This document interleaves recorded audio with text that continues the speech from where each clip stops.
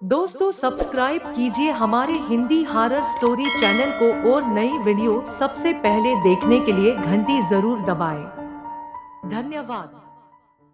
पहाड़ों में बसा एक छोटा सा गांव था। गांव से थोड़ी ही दूरी पर एक घना जंगल था, जिसे पार करने के बाद ही आसपास के गांवों में जाने का रास्ता था। दिन के समय तो वह घना जंगल बेहद खूबसूरत दिखाई पड़ता था, लेकिन रात के अंधेरे में उतना ही खूंखार, डरावना और रहस्यमय लगता था। उस जंगल को लेकर कई कहानियां भी गांव वालों ने सुन रखी थी। बुजुर्गों की बात माने तो वहां किसी काली शक्ति का वास था। कोई कहता उस जंगल में भूत रहते हैं, तो कोई कहता वहां प्रेत आत्मा भटकती है। इस बात का बहुत से लोग विश्वास नहीं भी करते थे। एक दिन सुबह सुबह उसी जंगल में एक चरवाहे को एक आदमी की लाश मिली। जब सारे गांव वालों को पता चला तो सब देखने के लिए वहां पहुंच गए। सबसे चौंकाने वाली बात तो यह थी कि उस आदमी के गर्दन पर बड़े बड़े दांतों के निशान थे, और ऐसा मालूम होता था जैसे गर्दन से किसी ने शरीर का सारा खून चूस लिया था। सभी अपना अपना तर्क देने लगे। किसी ने कहा, यह तो किसी बहुत भयानक जंगली जानवर का काम लगता है। लेकिन गांव वाले उसकी बात से सहमत नहीं थे। बुजुर्गों ने उस निशान को गौर से देखने के बाद कहा कि यह तो किसी खूनी चुड़ैल का काम है। इस घटना के बाद नतीजा यह हुआ कि अंधेरा होने के बाद जंगल की ओर कोई नहीं जाता था, और यह बात भी आग की तरह फैल गई कि जो भी वहां रात में जाएगा वह कभी लौटकर नहीं आएगा। उसी गांव में नाजिम और अकबर नाम के दो दोस्त रहते थे। दोनों दोस्त साथ में ही खेती बाड़ी का काम करते थे और पास पास ही रहते थे। एक दिन नाजिम की मां ने उससे कहा कि उसके लिए पास वाले गांव से एक अच्छा रिश्ता आया है। जब भी समय मिले अपने दोस्त अकबर के साथ जाकर लड़की के घर वालों से मिलकर आ जाए। बस फिर क्या था, एक अच्छा दिन देखकर अकबर और नाजिम पास के गांव की ओर पैदल ही निकल पड़े। दिन के उजाले में दोनों दोस्त अपने भविष्य की बातों में मगन जंगल से आसानी से गुजर गए। फिर लड़की के घर वालों से मिलकर दोनों दोस्त अंधेरा होने से पहले ही अपने गांव की ओर बढ़ने लगे। नाजिम को लड़की बहुत पसंद आ गई थी, तो वह पूरे रास्ते उसी की बातें करते हुए धीमी गति से चलते जा रहा था। अकबर ने नाजिम को मां की बात याद दिलाई कि कैसे मां ने उन्हें कहा था कि आते वक्त कदमों में तेजी और मुंह पर ताला होना चाहिए। आखिर अंधेरा होने के पहले उन्हें गांव की सीमा में प्रवेश भी तो करना है। लेकिन आज शायद किस्मत उनके साथ नहीं थी। न जाने क्यों ऐसा लग रहा था कि आज रोज के मुकाबले जल्दी ही अंधेरा हो गया था। अंधेरा होता देखा तो दोनों ने उस बात को गंभीरता से लिया और तेजी से आगे बढ़ने लगे। तभी अचानक उन्हें किसी महिला की चीख सुनाई दी।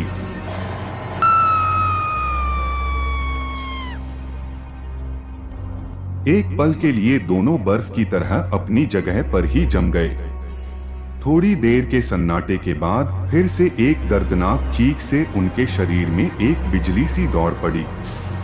इस बार चीख के बाद एक महिला की आवाज भी सुनाई दी। अकबर ने पीछे मुड़कर देखा और वह जंगल की ओर जाने लगा। तभी नाजिम ने उसका हाथ कसकर पकड़ लिया और उससे कहा, कहाँ जा रहे हो अकबर, तूने सुना नहीं, कोई मदद के लिए पुकार रहा है। नाजिम, अकबर मेरी बात मान और चल यहाँ से, यह कोई छलावा भी हो सकता है। तू मां की बात भूल गया। अकबर, लेकिन अगर वाकई में कोई औरत मुसीबत में होगी तो नाजिम, तो उससे हमें क्या, इस जंगल में अक्सर ऐसी आवाजें गूंजती हैं, उनके पीछे जाना ठीक नहीं। चल चल जल्दी यहाँ से अकबर, तुझे जाना है तो जा यहाँ से डरपोक कहीं के। मैं तो उस औरत की मदद करने चला। ऐसा कहते हुए उसने नाजिम का हाथ झटक दिया और वह जंगल के गहरे अंधेरे की ओर बढ़ गया। नाजिम वही भूत बना खड़ा था।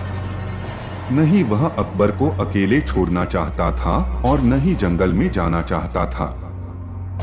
थोड़ी देर तक सब कुछ जैसे शांत सा हो गया। एक अजीब सा सन्नाटा चारों ओर फैल गया। इधर नाजिम की बेचैनी बढ़ती जा रही थी। तभी अचानक अकबर की एक दर्दनाक चीख नाजिम के कानों पर पड़ी।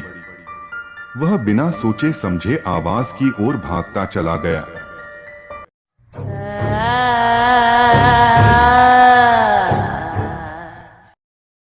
थोड़ी देर भागने के बाद वह अचानक से रुक गया। उसके ठीक सामने एक काला साया हवा में लहरा रहा था। उस साये का कोई ठोस चेहरा नहीं था, बस दो भयानक लाल आंखें और नुकीले दांतों वाला उसका मुंह नजर आ रहा था। नीचे जमीन पर अकबर तड़पता हुआ पड़ा था और वह काला साया उसके ऊपर इधर से उधर मंडरा रहा था। नाजिम ने दौड़कर अकबर के सिर को अपने गोद में ले लिया। अकबर की गर्दन से खून बह रहा था। नाजिम ने अपने गमछे से उसके गले की चोट को लपेट लिया। अपने मित्र की यह हालत देख नाजिम का डर कोसों दूर भाग गया था। वह गुस्से से आग बबूला हो गया। उसके सामने वह काला साया अब भी यूं ही इधर से उधर मंडरा रहा था। नाजिम जानता था कि यह एक काली शक्ति है जिसका सामना वह कर नहीं पाएगा, लेकिन अपने भाई जैसे मित्र की हालत देख वह अपने आपे से बाहर हो गया था। उसने धीरे से अकबर का सिर जमीन पर रखा। अकबर के शरीर में उस वक्त कोई हलचल नहीं थी। नाजिम ने आगे बढ़कर उस काले साये से कहा, ऐ निर्दयी, कौन है तू और क्यों मेरे दोस्त की ऐसी हालत कर दी है तूने? वह तो यह सोचकर यहाँ आया था कि एक अबला नारी मुसीबत में है। क्या उसकी अच्छाई नजर नहीं आई तुझे? इस तरह छल से लोगों की जान लेकर क्या मिलता है तुझे? खून की प्यासी है न तू, तो फिर रुक क्यों गई? मेरा खून भी पी ले। अपने प्यारे दोस्त को खोकर मैं भी इस दुनिया में जीना नहीं चाहता। उसकी मां के आंसू देखने से अच्छा है मैं भी उसके साथ यही दम तोड़ दूं। कर ले मेरा भी शिकार। नाजिम के इतना कहते ही वह काला साया अपनी भयानक आवाज में जोर जोर से हंसने लगा।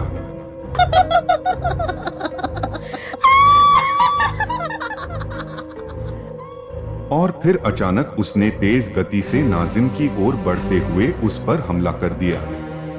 वह नाजिम के गर्दन को अपने नुकीली दांतों में दबाने ही वाला था कि न जाने क्या हुआ। किसी चीज की चमक ने उसे झटके से पीछे होने पर मजबूर कर दिया। लेकिन झटके से पीछे होने के वक्त उसका एक नुकीला दांत नाजिम के शरीर को छूता हुआ गया। उसके दांतों पर नाजिम का खून लग चुका था। झटके से पीछे गिरा हुआ वह साया अचानक शांत हो गया।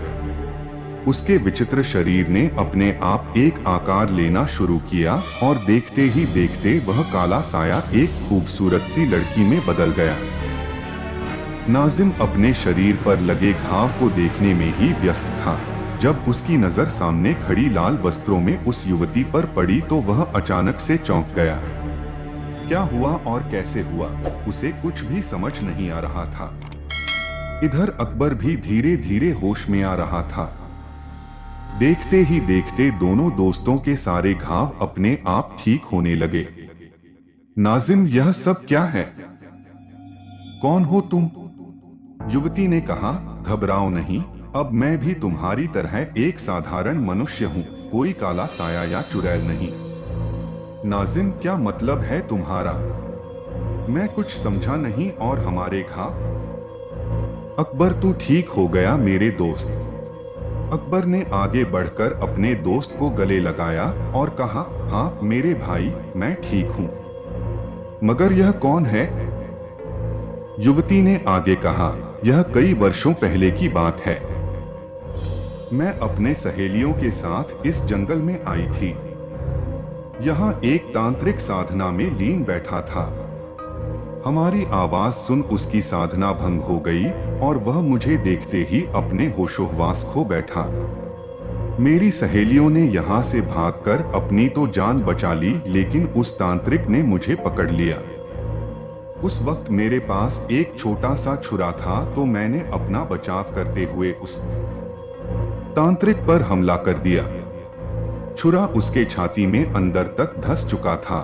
उसका बचना नामुमकिन था, लेकिन उसने मरने से पहले न जाने अपनी कौन सी काली शक्ति का इस्तेमाल किया और मुझे एक खून की प्यासी चुड़ैल में बदल दिया।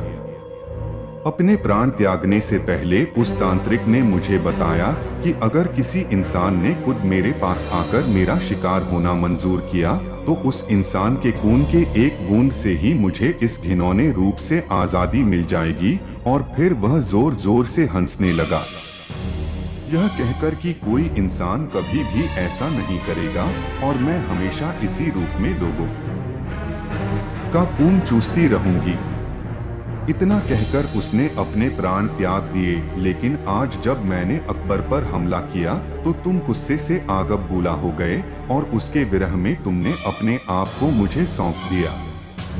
जब मैंने तुम पर हमला किया, तुम्हारे गले में मौजूद ओम के लॉकेट ने मुझे पीछे धकेल दिया, मगर गिरने से पहले मेरे नुकीले दांतों पर तुम्हारे खून की कुछ बूंदें लग चुकी थी, जिसकी वजह से उस तांत्रिक का वह काला जादू खत्म हो गया और अब मैं पुनः अपने पहले रूप में आ गई हूँ।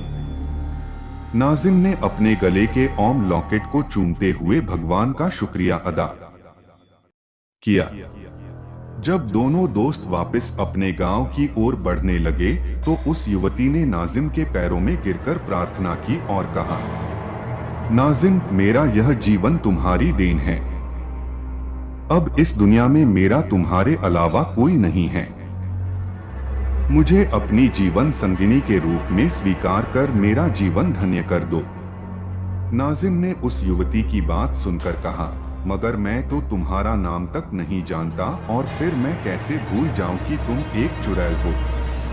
युवती ने कहा, मैं एक श्राप की वजह से चुड़ैल होने पर मजबूर थी, लेकिन अब मैं एक साधारण स्त्री हूं।